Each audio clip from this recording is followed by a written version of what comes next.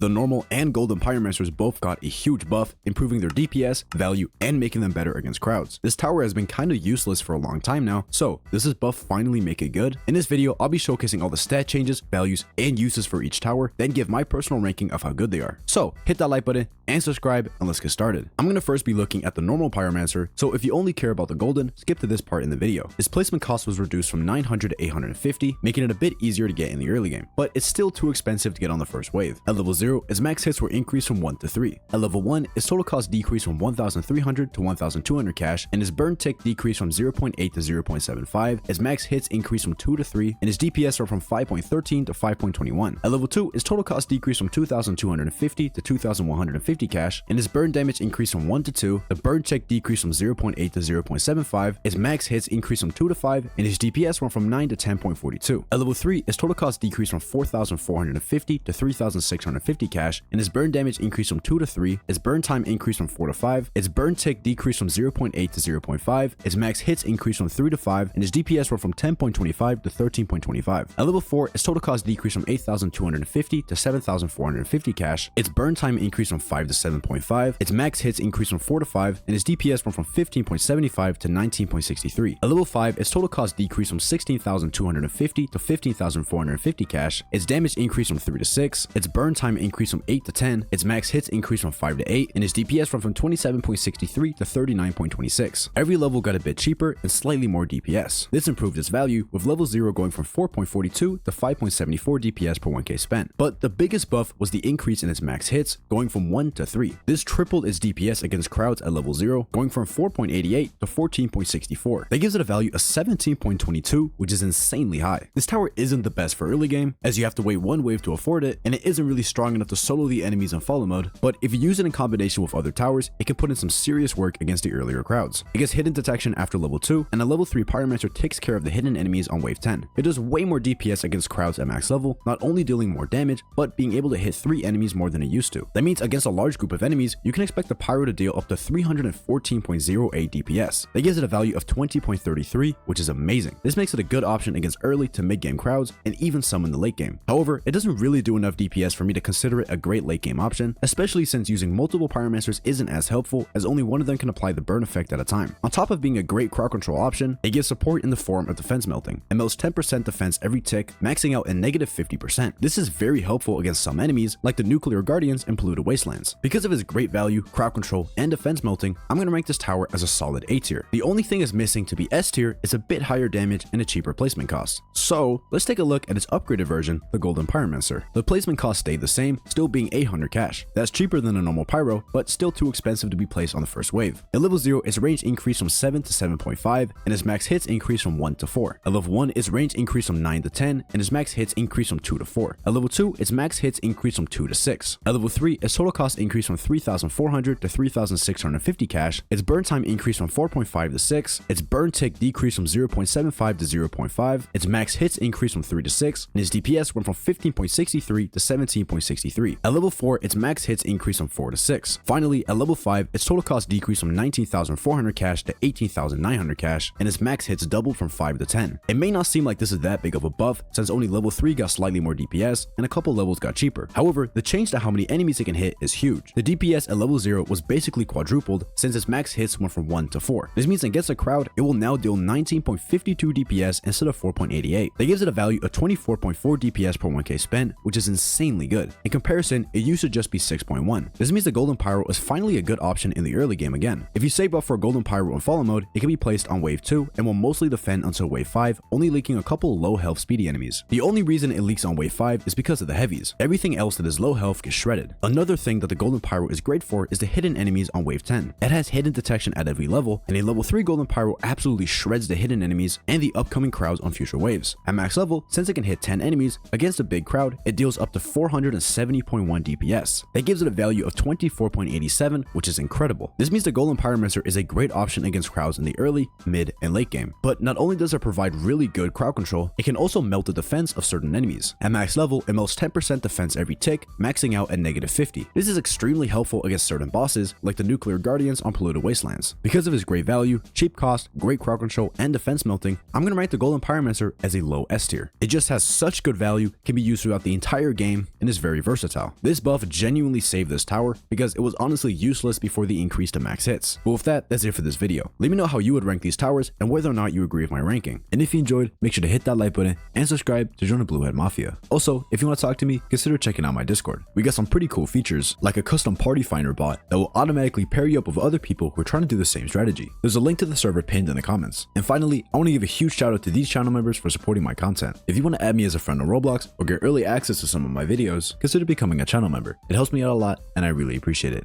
Anyways, that's it for this video, and I'll see you guys in the next one.